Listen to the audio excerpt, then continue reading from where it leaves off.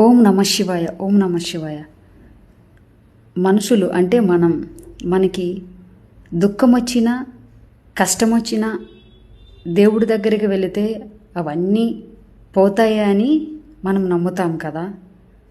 అయినా ఆ కష్టం రావడానికి కారణం ఎవరు? ఆ దుఃఖం రావడానికి కారణం ఎవరు? సంతోషం రావడానికి కారణం ఎవరు అని అంటే మనమే. మనము అనే కన్నా నా కోసం నేను చెప్తాను.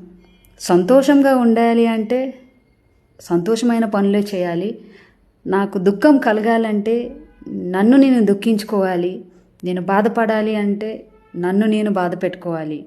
అలా ఎందుకు చేయాలి? ప్రతిరోజు సంతోషంగా హ్యాపీగా ఎప్పుడు కూడా నేను ఉంటాను. నలుగురిని నవ్వించాలి. నలుగురిలో మనం ఒకరై ఉండాలి. ఎదుటివారికి కష్టం వచ్చినా నష్టం వచ్చినా వాళ్ళని ఓదారుస్తూ చిరునవ్వుతో నేనైతే ముందుకు వెళ్తూ ఉంటాను. శివయ్య ఎప్పుడు నువ్వు నాలోనే ఉన్నావు అని నమ్ముకొని ప్రతి క్షణం నేను ప్రశాంతంగా ఈ భూమి మీద ఉన్నన్ని రోజులు కూడా జీవిస్తూ ఉన్నాను. దేనిపైన ఆశ లేదు శివయ్య. నువ్వంటే చాలా ప్రేమ, కరుణ, దయ. ఎందుకంటే నీ వల్ల